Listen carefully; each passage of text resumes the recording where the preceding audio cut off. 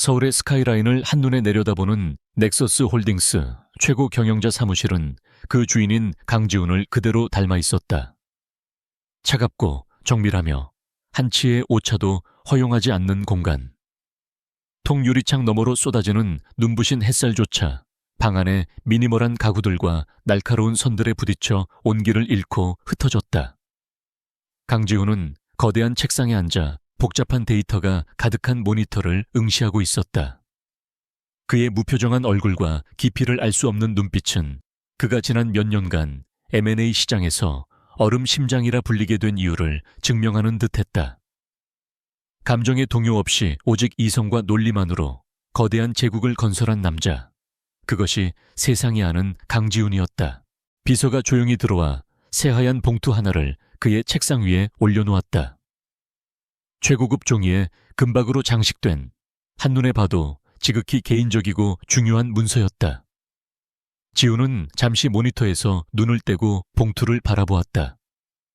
그의 일상에 끼어드는 사적인 방해물을 그는 선호하지 않았다.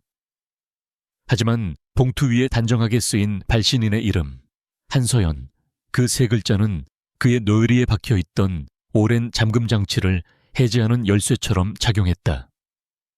그의 심장이 아주 미세하게, 그러나 분명하게 반응했다. 수년간 굳게 닫아두었던 기억의 상자가 삐걱거리며 열리는 소리가 들리는 듯했다. 지훈은 천천히 봉투를 집어들었다. 손끝에 닿는 종이의 감촉이 낯설면서도 익숙했다. 그는 조심스럽게 봉인을 뜯고 안에 카드를 꺼냈다. 우아한 필체로 쓰인 두 사람의 이름이 그의 시야를 가득 채웠다. 이민혁 그리고 한서연. 그의 세상이 잠시 멈췄다. 이민혁 경쟁사인 태성그룹의 후계자. 그리고 한서연, 그의 과거이자 현재이고 어쩌면 영원히 놓지 못할 이름. 그녀가 결혼을 한다. 그것도 그의 가장 강력한 라이벌 중 한 명과. 지훈의 표정에는 변화가 없었지만 그의 내면에서는 거대한 폭풍이 일기 시작했다. 그는 카드를 든 손에 힘을 주었다. 종이가 구겨지는 소리가 고요한 사무실을 날카롭게 갈랐다. 기억은 언제나 예고 없이 찾아온다. 5년 전 아직 세상의 무게를 알지 못했던 시절의 강지훈과 한서연이 있었다. 낡은 캔버스에 그림을 그리던 그녀의 모습, 물감이 묻은 손으로 그의 뺨을 어루만지며 웃던 그녀의 미소. 지훈 씨, 나중에 아주 큰 갤러리를 열어서 당신 이름으로 된 특별 전시관을 만들 거야. 그녀는 언제나 꿈을 말했고 그는 그 꿈의 가장 열렬한 지지자였다. 두 사람은 서로의 미래를 약속했고 그 약속에는 한치의 의심도 없었다. 하지만 세상은 그들의 순수한 사랑을 시기하듯 거대한 파도를 보냈고 오해와 불신 속에서 그들은 속절없이 서로에게서 멀어져야만 했다. 그 마지막 날의 기억이 선명하게 떠올랐다. 비가 쏟아지던 거리, 차갑게 식어버린 그녀의 눈빛과 우리 이제 그만하자라는 잔인한 한마디. 그는 이유를 물었지만 그녀는 끝내 입을 열지 않았다. 그렇게 그의 세상에서 그녀는 사라졌다. 그는 그녀가 자신을 버렸다고, 더 나은 조건을 찾아 떠났다고 스스로를 세뇌하며 지난 5년을 버텨왔다. 오직 일에만 몰두하며 그녀를 잊기 위해 발버둥 쳤다. 하지만 청첩장 속 그녀의 이름은 그 모든 노력이 헛수고였음을 증명하고 있었다. 그녀는 여전히 그의 심장 가장 깊은 곳에 날카로운 파편처럼 박혀 있었다. 같은 시각 서울 강남의 최고급 웨딩드레스 숍. 눈부신 조명 아래 한서연은 거울 앞에 서 있었다. 수억 원을 호가하는 순백의 드레스는 그녀의 가녀린 몸을 감싸고 있었지만 마치 무거운 갑옷처럼 느껴졌다. 거울 속의 자신은 낯설기만 했다. 화려하게 꾸며진 얼굴, 값비싼 보석으로 장식된 모습. 하지만 그녀의 눈동자는 텅 비어 있었다. 생기를 잃은 인형처럼 그녀는 드레스 디자이너와 주변 사람들의 감탄사를 기계적으로 받아넘기고 있었다. 그녀의 곁에는 어머니가 걱정스러운 표정으로 서 있었다. 어머니는 이 결혼이 딸을 위한 최선이라고 믿으려 애썼지만 딸의 공허한 눈빛을 볼 때마다 가슴이 무너져 내렸다. 정말 아름답구나, 서연아. 어머니의 목소리가 희미하게 떨렸다. 서연은 억지로 입꼬리를 올려 미소를 지어 보였다. 그 미소는 너무나 연약해서 금방이라도 부서져 내릴 것 같았다. 그녀는 이 모든 것이 거대한 연극이라는 것을 알고 있었다. 아버지가 남긴 막대한 빚, 파산 직전의 회사, 그리고 그 모든 것을 해결해 주겠다며 나타난 남자, 이민혁. 그는 구원자인 동시에 악마였다. 그는 그녀의 모든 것을 빼앗고 그녀 자신마저도 전리품으로 요구했다. 그녀에게는 선택권이 없었다. 가족을 지키기 위해 그녀는 자신의 영혼을 팔아야만 했다. 그때 숍의 문이 열리고 이민혁이 들어섰다. 그는 흠잡을 데 없이 완벽한 수트 차림에 부드러운 미소를 짓고 있었다. 주변 사람들에게는 더없이 자상하고 완벽한 약혼자의 모습이었다. 서연 씨, 정말 눈부시네. 천사가 따로 없어. 그는 서연의 어깨를 감싸 안으며 다정하게 속삭였다. 그의 행동은 너무나 자연스러워서 아무도 그의 미소 뒤에 숨겨진 차가운 계산을 눈치채지 못했다. 하지만 그의 손길이 닿는 순간 서연은 자신도 모르게 몸을 움츠렸다. 그 미세한 반응을 놓치지 않은 민혁의 눈빛이 순간 차갑게 변했다가 이내 원래의 부드러움으로 돌아왔다. 주변 사람들이 잠시 자리를 비운 사이 민혁은 서연의 귓가에 나지막이 속삭였다. 그의 목소리는 뱀처럼 차갑고 위협적이었다. 표정 관리 잘해, 한서연. 당신 아버지 회사가 누구 덕분에 버티고 있는지 잊지 마. 당신의 작은 실수 하나가 모든 걸 망칠 수 있어. 그의 말은 비수가 되어 서연의 심장에 박혔다. 그녀는 주먹을 꽉 쥐었다. 반박하고 싶었지만 목구멍까지 차오른 말을 삼킬 수밖에 없었다. 그녀는 그저 고개를 끄덕이는 것 외에는 할 수 있는 일이 없었다. 그녀의 삶은 이제 완벽한 그의 통제에 놓여 있었다. 다시 강지훈의 사무실. 그는 여전히 구겨진 청첩장을 손에 든 채 창밖을 내다보고 있었다. 도시의 불빛들이 하나둘 켜지기 시작했지만 그의 눈에는 아무것도 들어오지 않았다. 그의 머릿속은 온통 한서연으로 가득 차 있었다. 그녀가 왜 이민혁과 결혼하는 걸까? 사랑? 야망? 그가 알던 한서연은 돈이나 권력 때문에 영혼을 팔 사람이 아니었다. 그렇다면 무엇이 그녀를 변하게 만든 것일까? 아니면 그녀가 어쩔 수 없는 상황에 놓인 것은 아닐까? 의심의 씨앗이 그의 마음속에서 싹트기 시작했다. 그는 비서에게 연락해 이민혁과 한서연의 가족, 그리고 그들의 주변에 대한 모든 정보를 수집하라고 지시했다. 그의 목소리는 평소보다 훨씬 차갑고 단호했다. 이것은 더 이상 과거에 대한 미련이 아니었다. 5년 전 풀지 못했던 의문, 그리고 그녀의 눈빛 속에 담겨 있던 슬픔의 이유를 반드시 밝혀내야만 했다. 그는 직감적으로 느끼고 있었다. 이 화려한 결혼식 뒤에는 분명 추악한 진실이 숨겨져 있다는 것을. 그리고 그 진실의 한가운데에 그가 한때 목숨보다 사랑했던 여인 한서연이 홀로 서 있다는 것을.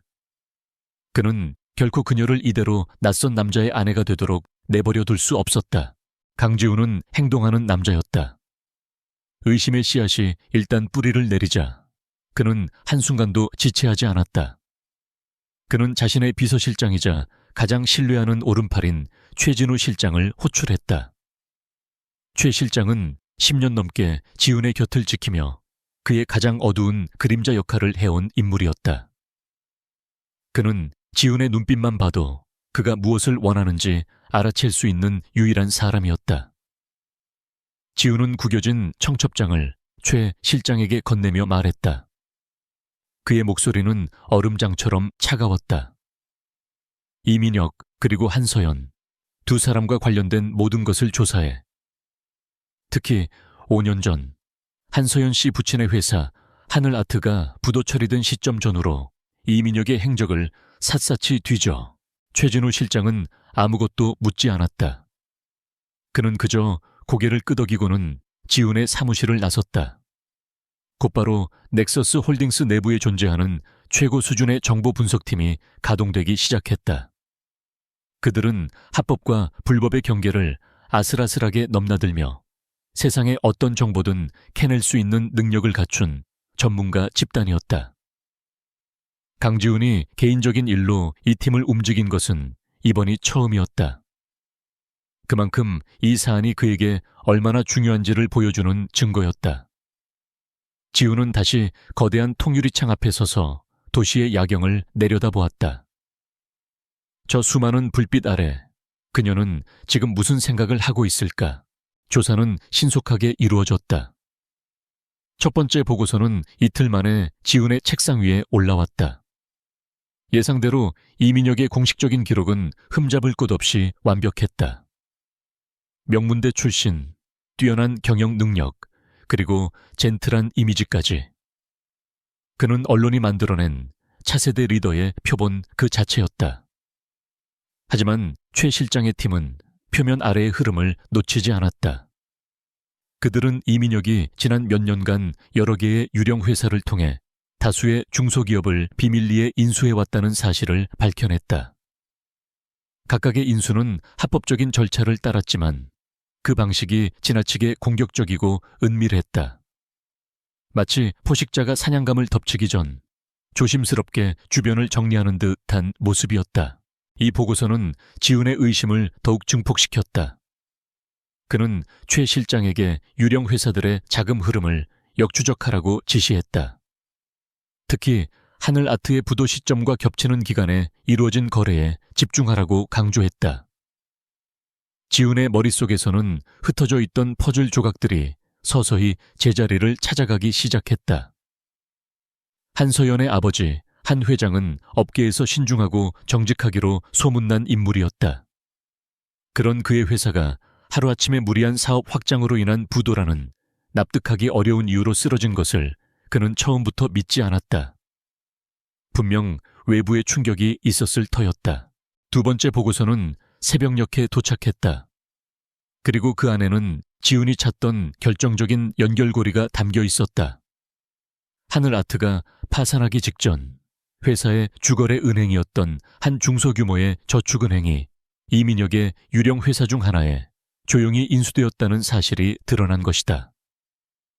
더욱 충격적인 것은 인수 절차가 완료되자마자 은행 측이 하늘아트에 제공했던 모든 대출금을 즉시 회수 조치했다는 점이었다. 이는 건실했던 기업의 자금줄을 하루아침에 끊어버리는 사형선고나 다름없었다. 연쇄적으로 다른 은행들도 대출금 회수에 나섰고 결국 하늘아트는 버티지 못하고 무너져 내렸다. 보고서를 읽는 지훈의 눈빛이 서늘하게 빛났다. 모든 것이 명확해졌다. 이것은 우연이 아니었다. 철저하게 계획된 기업 사냥이었다. 이민혁은 수년 전부터 한서연의 주변을 맴돌며 그녀의 가족을 파멸로 이끌었고 절망의 끝에선 그녀에게 구원자의 가면을 쓰고 나타나 그녀를 차지하려 한 것이다. 분노가 그의 머리끝까지 치밀어 올랐다. 그는 사랑이라는 이름으로 포장된 이 추악한 거래를 그리고 그 안에서 고통받고 있을 그녀를 상상했다. 그는 주먹을 강하게 쥐었다.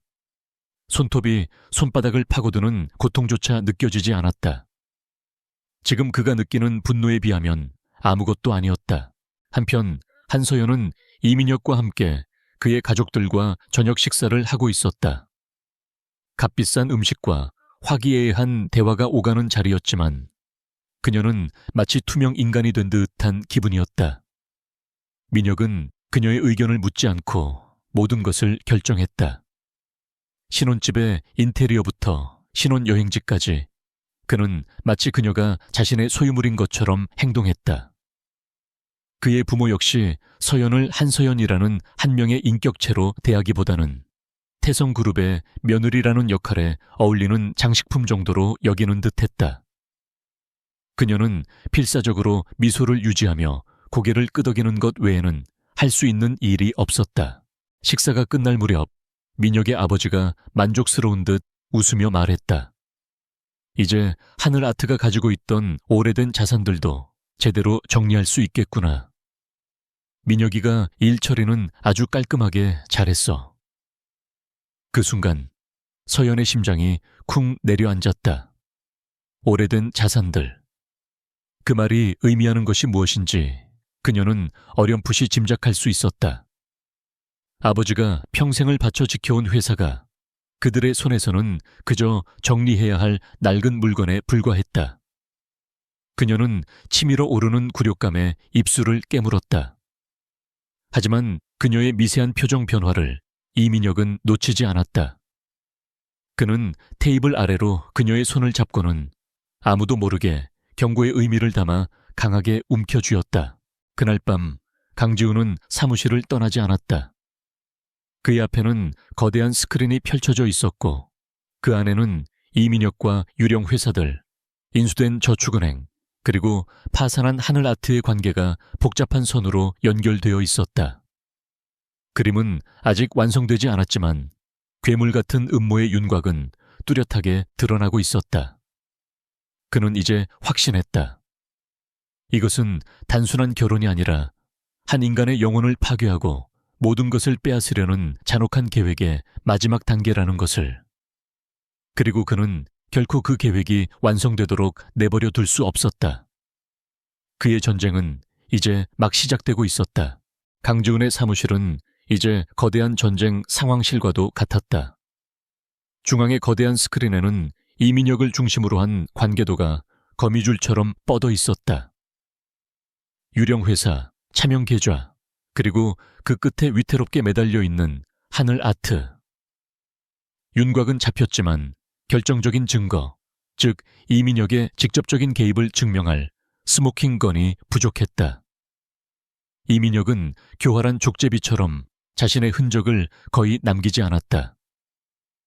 자금 흐름은 여러 나라의 조세핀 안처를 거치며 세탁되어 추적이 거의 불가능한 상태였다.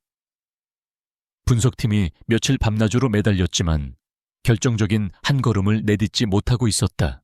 지우는 초조해하지 않았다. 그의 분노는 차갑게 가라앉아 칼날처럼 예리해져 있었다.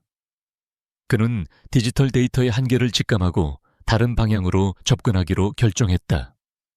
사람을 찾아. 서류는 거짓말을 해도 사람은 결국 진실을 말하게 되어 있으니까.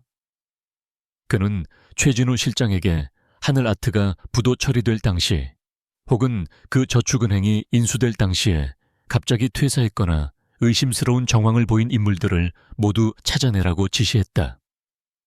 벼랑 끝에 몰린 쥐는 때로는 호랑이보다 더 무서운 법. 분명 양심의 가책을 느끼거나 혹은 버려졌다는 배신감에 시달리는 내부자가 존재할 것이라 그는 확신했다. 며칠간의 끈질긴 탐문 끝에 최 실장의 팀은 한 남자를 찾아냈다. 하늘아트의 대출을 담당했던 저축은행의 전직 부지점장 박선우. 그는 은행이 인수된 직후 갑작스럽게 퇴사하고 지방 소도시로 낙향해 작은 가게를 운영하며 숨어 살고 있었다.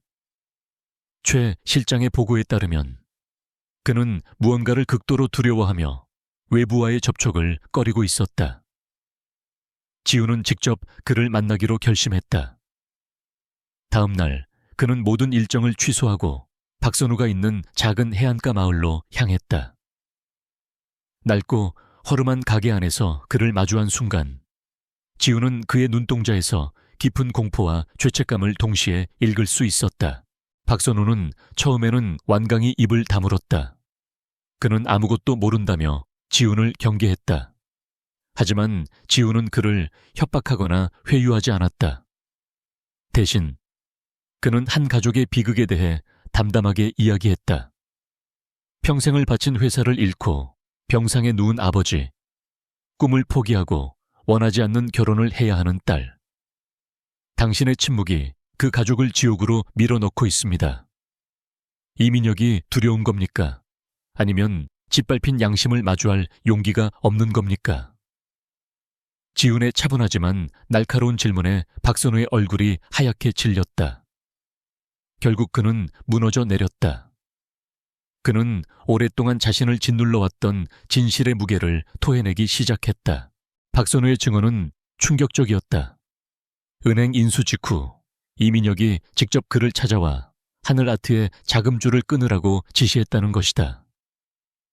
이민혁은 하늘아트가 가진 고미술품 복원 기술과 관련된 특허를 노리고 있었고 회사를 헐값에 집어삼키기 위해 계획적으로 부도를 유도했다. 박선우가 부당한 짓이라며 저항하자 이민혁은 그의 가족을 들먹이며 협박했다. 그는 심지어 한서연은 내 옆에 있어야 어울리는 여자야.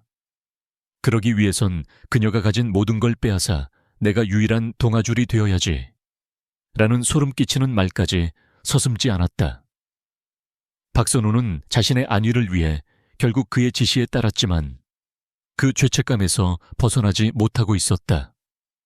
그는 증거로 이민혁의 지시가 담긴 내부 보고서와 녹취 파일을 비밀리에 보관하고 있었다.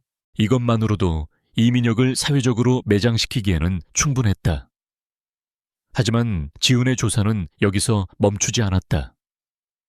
그는 5년 전 자신과 서연이 헤어지게 된 이유를 다시 파고들기 시작했다. 당시의 상황은 너무나 갑작스럽고 석연치 않았다.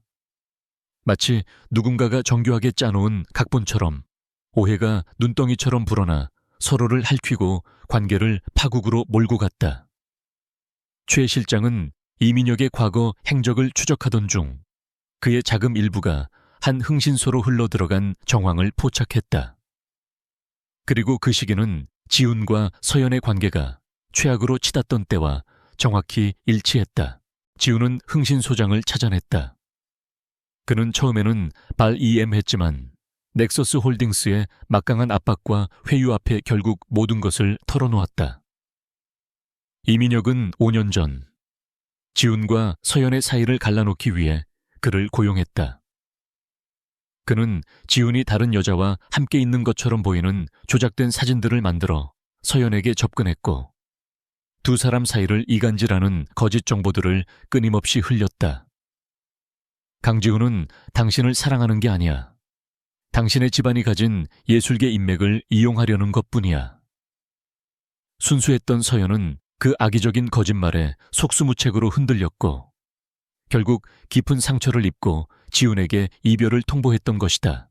모든 진실이 밝혀진 순간 강지훈의 사무실에는 무거운 침묵이 흘렀다.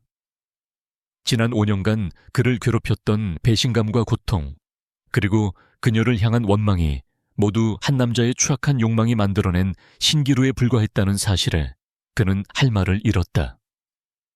분노를 넘어선 허탈감이 그의 온몸을 덮쳤다. 이민혁은 단순히 그의 연인을 빼앗은 것이 아니었다. 그는 두 사람의 가장 행복했던 시간을 조작하고 믿음을 파괴하고 영혼에 지울 수 없는 상처를 남겼다. 이제 이 싸움은 단순한 정의 구현이 아니었다. 이것은 그의 모든 것을 건 빼앗긴 과거와 망가진 현재를 되찾기 위한 처절한 복수극이 되어야만 했다. 결혼식이 일주일 앞으로 다가오면서 한서연의 세상은 점점 더 좁아지고 있었다. 이민혁이 마련해준 도심의 최고급 펜트하우스는 화려한 감옥과도 같았다. 창밖으로는 서울의 찬란한 정영이 펼쳐졌지만 그녀에게 허락된 공간은 그 차가운 유리창 안쪽뿐이었다. 그녀의 모든 일정은 이민혁의 비서에 의해 관리되었고 그녀의 통화는 감시되었으며 심지어 그녀가 만나는 사람들조차 그의 통제에 있었다. 숨막히는 감시 속에서 그녀의 영혼은 서서히 질식해갔다. 그녀는 더 이상 그림을 그리지 않았다. 한때 그녀의 세상이었던 캔버스는 이제 먼지만 쌓인 채 방구석에 버려져 있었다. 이민혁은 대중 앞에서 완벽한 약혼자를 연기했다. 두 사람이 함께 참석한 자선 파티에서 그는 한시도 그녀의 곁을 떠나지 않으며 다정한 모습을 연출했다. 그는 그녀의 손을 부드럽게 잡고 귓가에 사랑을 속삭이며 주변 사람들의 부러움 섞인 시선을 즐겼다.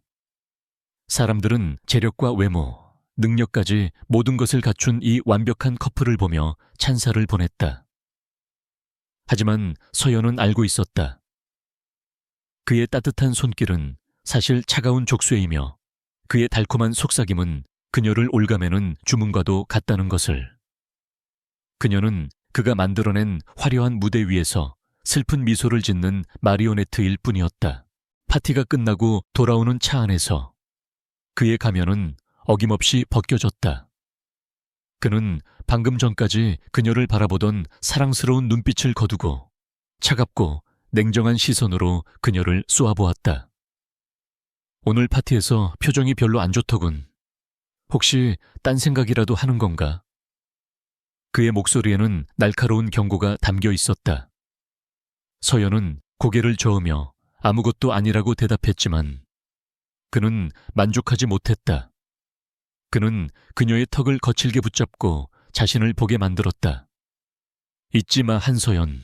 당신 목에 걸린 그 값비싼 목걸이, 당신 가족이 다시 숨 쉴 수 있게 해준 그 돈, 전부 내 거야. 그리고 당신도 곧 내 것이 되겠지. 그러니 쓸데없는 저항은 생각도 하지 마. 하지만 서연은 이대로 무너질 수 없었다. 그녀의 마음속에는 아직 꺼지지 않은 작은 불씨가 남아있었다. 그녀는 마지막이 될지도 모를 방역을 준비했다. 그녀는 감시를 피해 몰래 예전에 사용하던 공중전화로 달려갔다. 그리고 대학 시절 사회부 기자로 일하는 유일하게 믿을 수 있는 친구에게 연락을 시도했다. 그녀는 떨리는 목소리로 이 결혼이 사기이며 이민혁이 자신의 가족을 협박하고 있다고 알리려 했다. 그녀의 목소리는 절박함으로 가득 차 있었다. 제발 이 진실을 세상에 알려달라고, 이 지옥에서 꺼내달라고 애원했다. 그러나 이민혁은 그녀가 생각하는 것보다 훨씬 더 치밀하고 잔인한 사람이었다. 그는 이미 서연의 주변 인물들을 모두 파악하고 있었고 그녀의 친구 역시 그의 감시망 안에 있었다. 서연이 친구에게 연락한 지 채 1시간도 되지 않아 그 친구는 회사에서 부당한 압력을 받고 지방으로 좌천되었다. 그리고 그날 밤 민혁은 아무 일도 없었다는 듯 서연에게 친구의 소식을 전했다.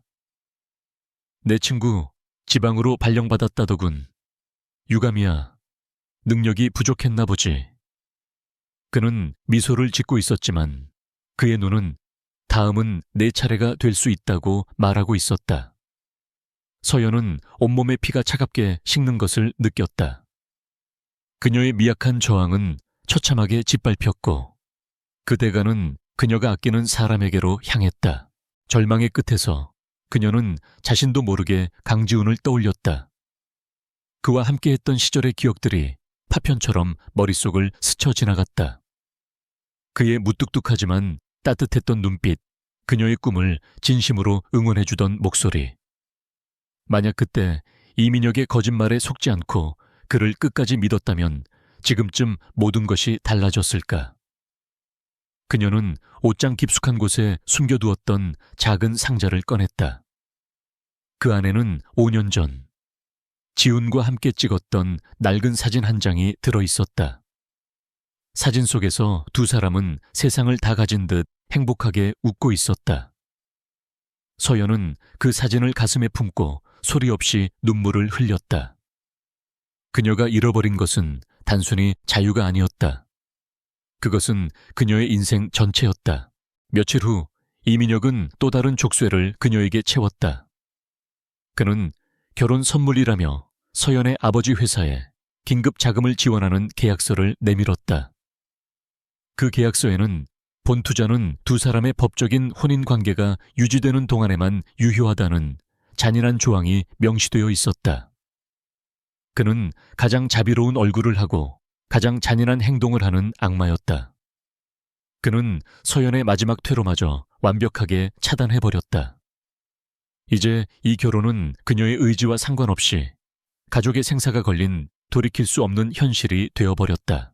결혼식을 하루 앞둔 날, 서연은 웨딩드레스 최종 피팅을 위해 다시 숍을 찾았다. 거울 앞에 선 그녀는 자신의 모습을 물끄러미 바라보았다.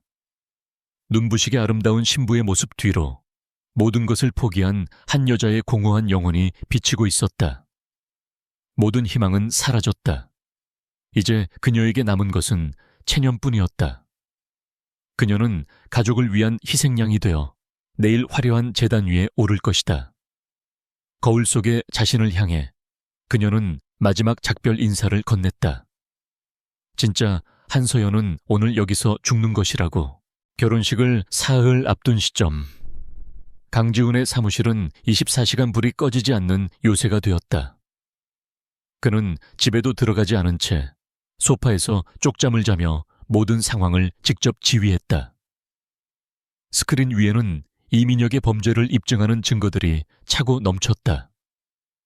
박선우 전 부지점장의 양심 선언이 담긴 영상, 흥신 소장의 자백 녹취 파일, 그리고 수십 개의 차명 계좌를 통해 오고 간 자금 내역까지.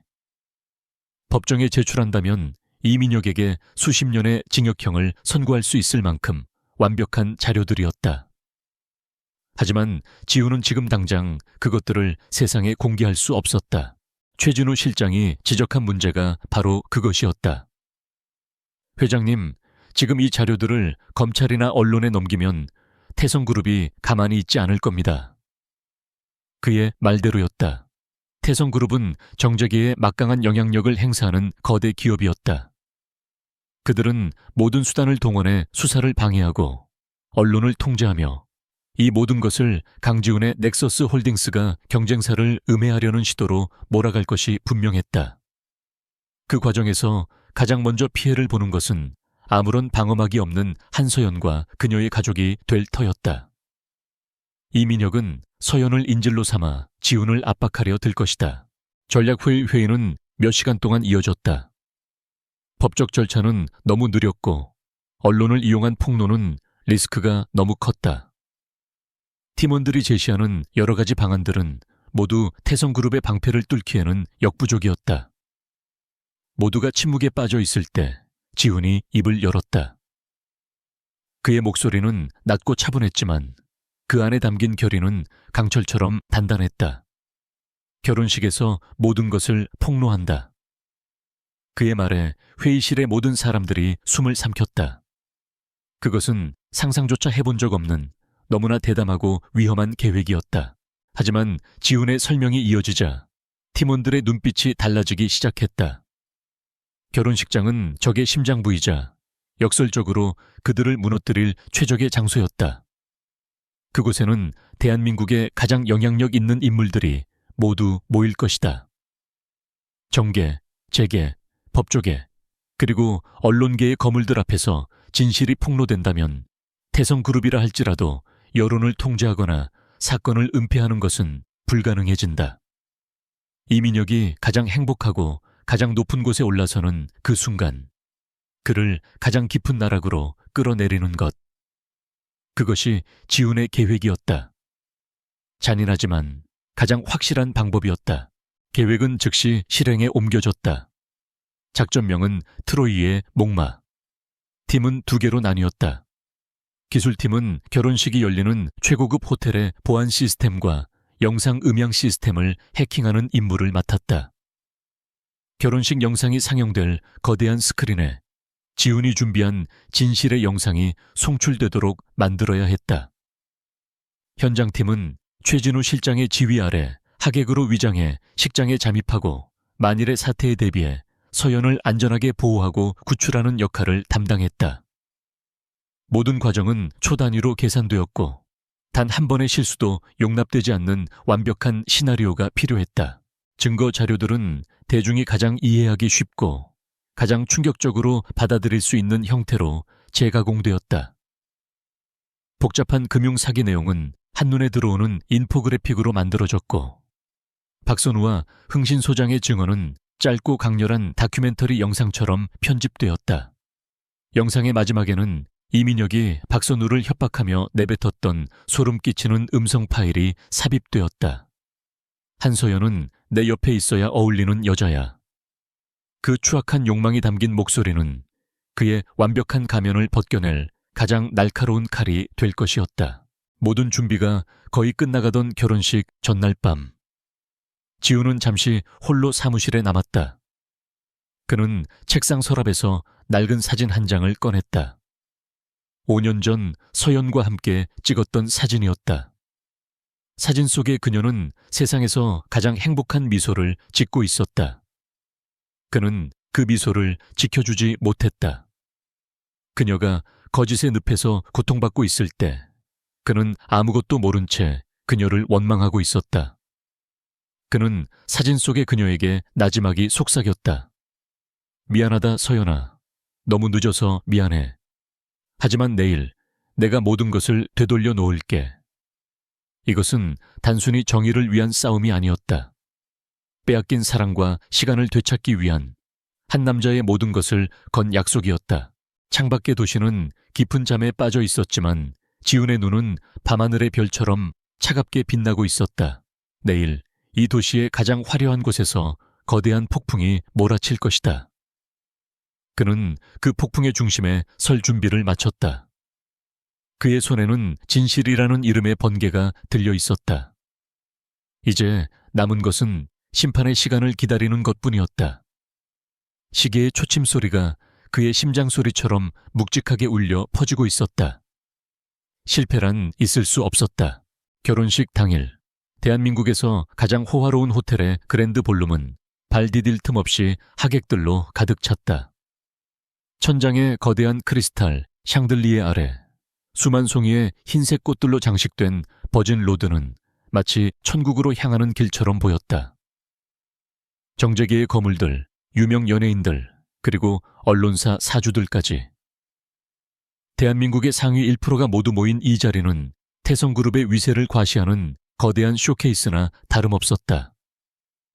사람들은 우아한 음악에 맞춰 샴페인을 즐기며 담소를 나누었지만 그 화려함 이면에는 보이지 않는 긴장감과 계산적인 시선들이 교차하고 있었다. 신부 대기실의 공기는 무겁게 가라앉아 있었다. 순백의 웨딩드레스를 입은 한서연은 조각상처럼 미동도 없이 앉아 있었다. 메이크업 아티스트의 마지막 손길이 그녀의 얼굴에 닿았지만 그녀의 텅 빈 눈동자에는 아무런 감정도 비치지 않았다. 그녀는 거울에 비친 자신의 모습을 보고 있었다. 완벽하게 꾸며진 아름다운 신부. 하지만 그 모습은 그녀에게 너무나도 낯설었다. 마치 제물로 바쳐지기 위해 화려하게 치장된 희생양 같았다. 곁에 있던 어머니가 그녀의 손을 잡으며 떨리는 목소리로 말했다. 서연아, 다 널 위한 일이야. 서연은 아무 대답도 하지 않았다.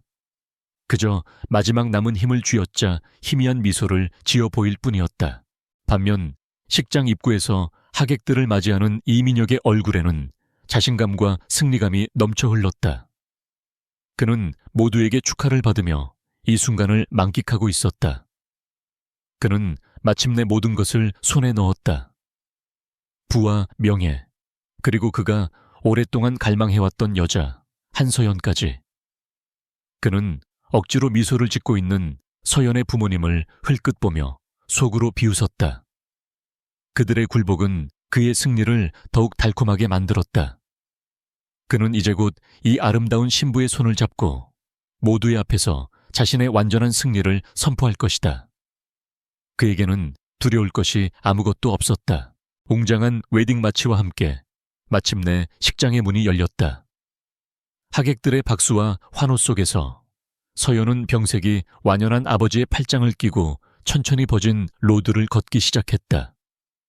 한 걸음 한 걸음 내디딜 때마다 그녀의 드레스 자락이 무겁게 바닥에 끌렸다. 수많은 사람들의 시선이 그녀에게 쏟아졌지만 그녀의 눈에는 아무것도 보이지 않았다. 오직 제단 위에서 의기양양한 미소로 자신을 기다리고 있는 이민혁의 모습만이 흐릿하게 들어왔다. 이제 정말 끝이었다. 돌이킬 수 없는 길이었다. 그녀는 모든 것을 체념하고 눈을 감았다. 그 순간에도 보이지 않는 곳에서는 강지훈의 사람들이 일사불란하게 움직이고 있었다. 하객들 사이에 섞여 있던 최진우 실장이 귀에 꽂힌 초소형 무선 이어폰을 향해 나지막이 신호를 보냈다. 모든 팀 위치 사수, 타겟 B 한서연의 안전을 최우선으로 확보한다. 호텔의 중앙통제실을 장악한 기술팀은 모든 준비를 마쳤다는 응답을 보냈다. 출입구와 비상구 근처에 배치된 다른 팀원들은 만일의 사태에 대비하며 조용히 숨을 죽이고 있었다. 거대한 거미줄의 모든 가닥이 팽팽하게 당겨졌다. 이제 거미줄의 주인이 나타나기만 하면 되었다. 서연의 아버지가 그녀의 손을 이민혁의 손에 건네주는 순간 주례가 막 엄숙한 목소리로 혼인 서약을 시작하려는 찰나였다. 쾅 하는 소리와 함께 굳게 닫혀있던 식장의 육중한 문이 양쪽으로 활짝 열렸다. 식장의 모든 소음이 거짓말처럼 멎었다. 하객들의 시선이 모두 문 쪽으로 쏠렸다. 그곳에는 한 남자가 서 있었다. 하객 복장이 아닌 마치 전투를 앞둔 장수처럼 날카로운 검은색 비즈니스 수트를 입은 남자.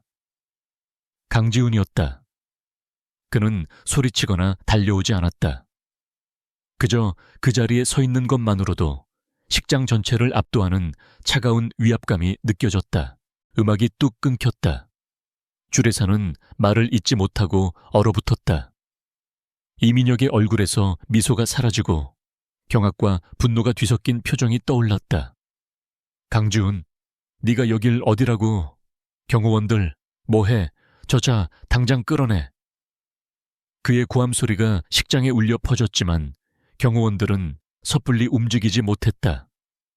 강지훈에게서 뿜어져 나오는 살기 어린 기세에 압도당한 것이다.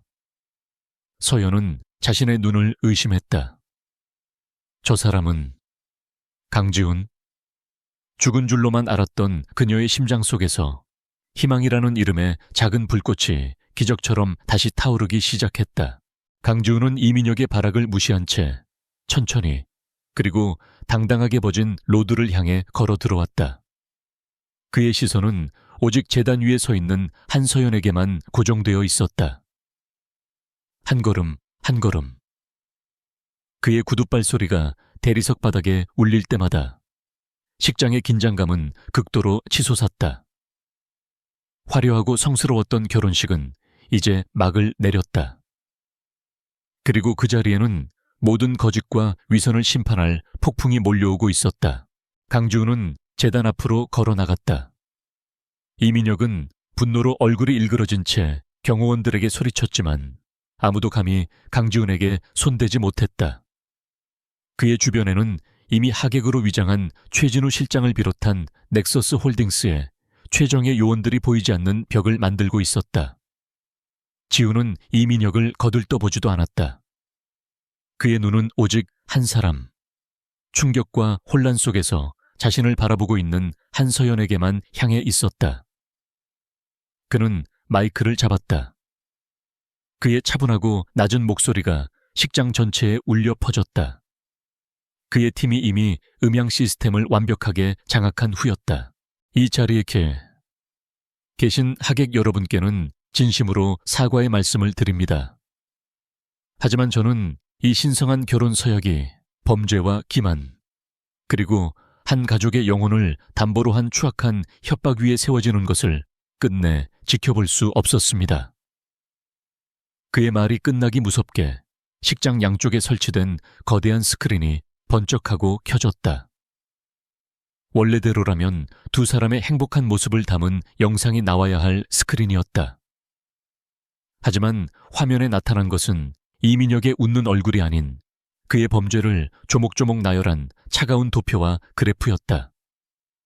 이민혁의 얼굴이 하얗게 질렸다. 꺼! 저거 당장 꺼! 그가 미친 듯이 소리쳤지만 아무도 그의 말을 듣지 않았다. 첫 번째 화면에는 하늘 아트의 몰락 과정이 상세하게 그려져 있었다. 이민혁의 유령 회사가 저축은행을 인수한 시점부터 대출금 회수를 통해 하늘 아트를 파산으로 몰고 간 모든 과정이 날짜와 시간, 정확한 금액까지 명시되어 있었다. 식장에 앉아있던 재계의 거물들은 그 잔인하고 정교한 기업 사냥수법에 경악을 금치 못했다. 웅성거림이 파도처럼 번져나갔다. 이민혁은 필사적으로 부인했다. 거짓말이야. 저건 강지훈이 넥서스 홀딩스를 이용해 우리 태성을 무너뜨리려는 음모라고. 그의 외침은 그러나 다음 화면에 의해 허공에 흩어졌다. 스크린에는 모자이크 처리된 박선우 전 부지점장의 얼굴이 나타났다.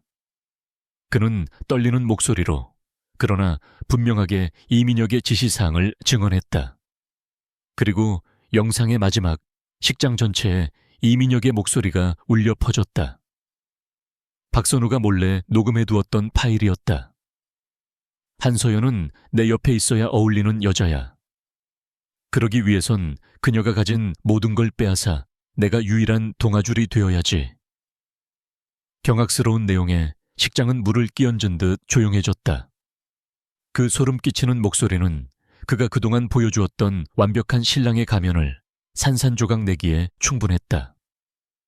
서연의 아버지는 충격에 휘청거리며 가슴을 부여잡았고 어머니는 그 자리에 주저앉아 오열했다.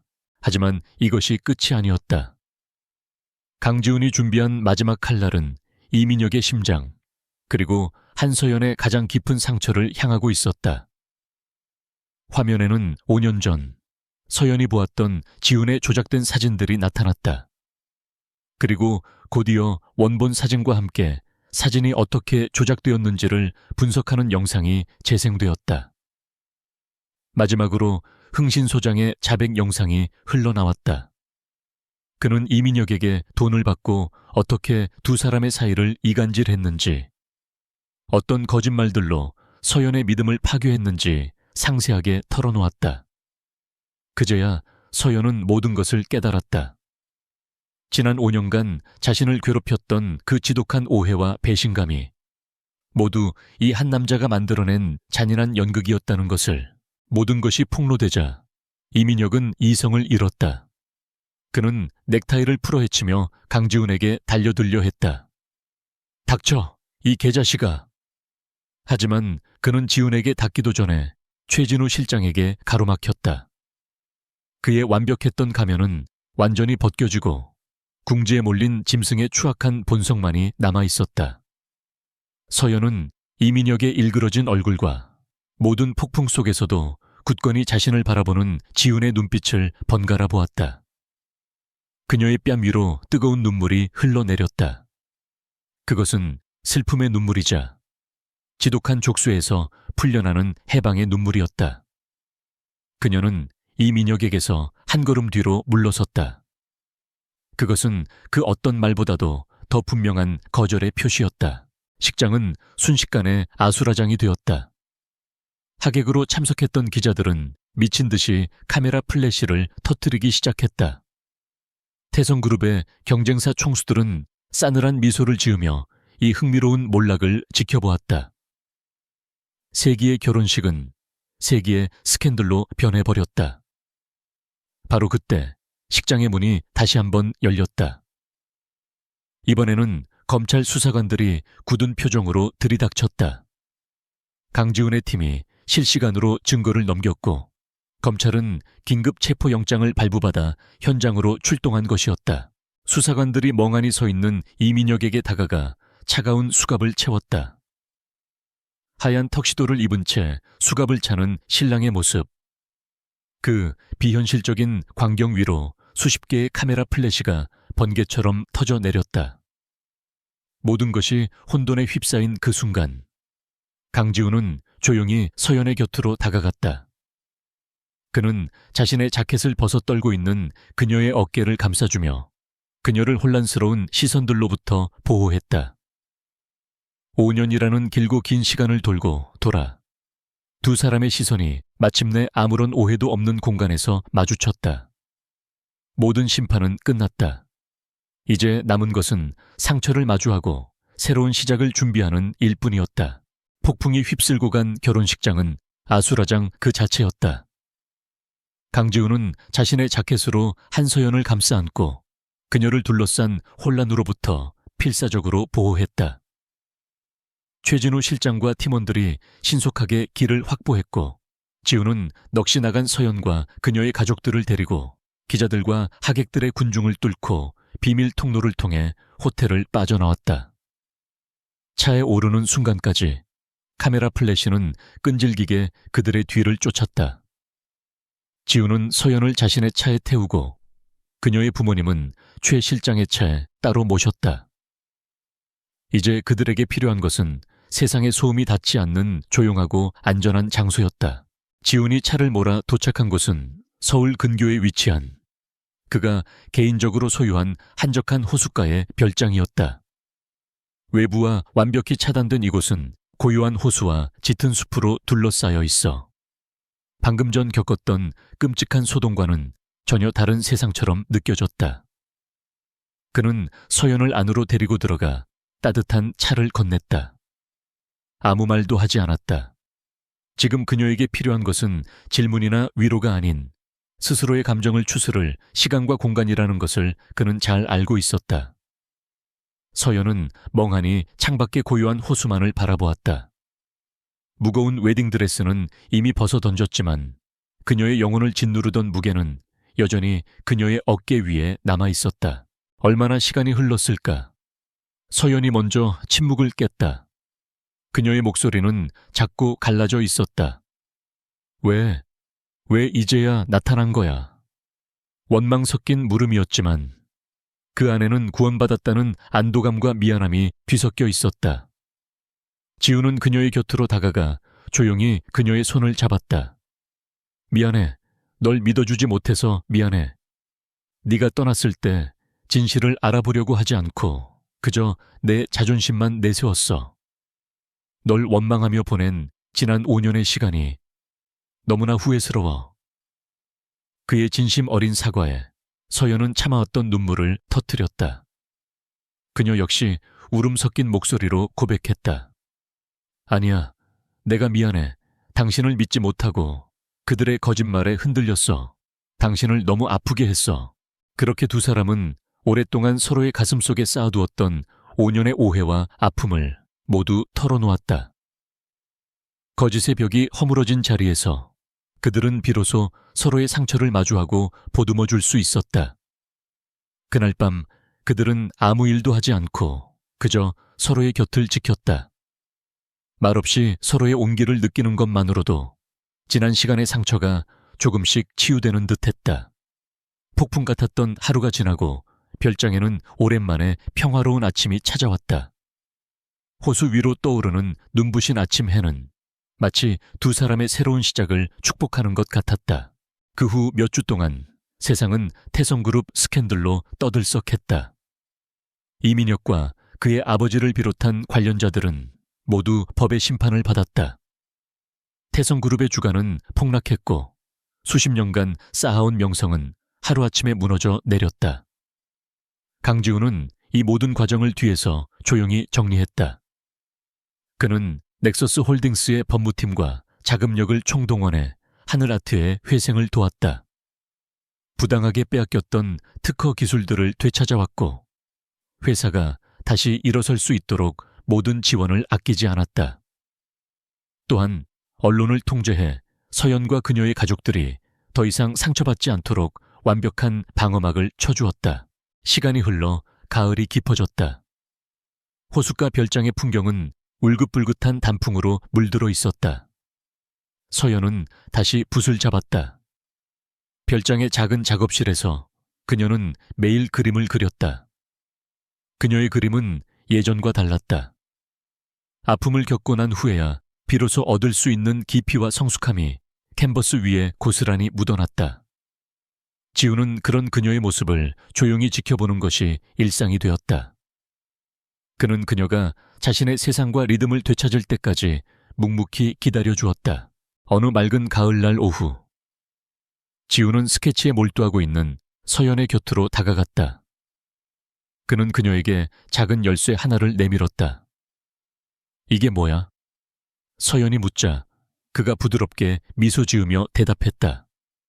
오래전 당신의 꿈이었잖아. 당신 이름으로 된 특별 전시관이 있는 갤러리. 그는 그녀가 잊고 있던 꿈을 기억하고 그것을 현실로 만들어준 것이다. 서연의 눈에 다시 눈물이 고였다. 하지만 이번에는 슬픔의 눈물이 아닌 벅찬 행복과 감사의 눈물이었다. 그녀는 열쇠를 쥔 그의 손 위로 자신의 손을 포겠다. 두 사람은 말없이 서로를 바라보았다. 그 눈빛 속에는 사랑한다는 말보다 더 깊은 약속과 믿음이 담겨 있었다. 폭풍은 완전히 지나갔다. 이제 두 사람 앞에는 함께 그려나갈 눈부신 내일만이 펼쳐져 있었다.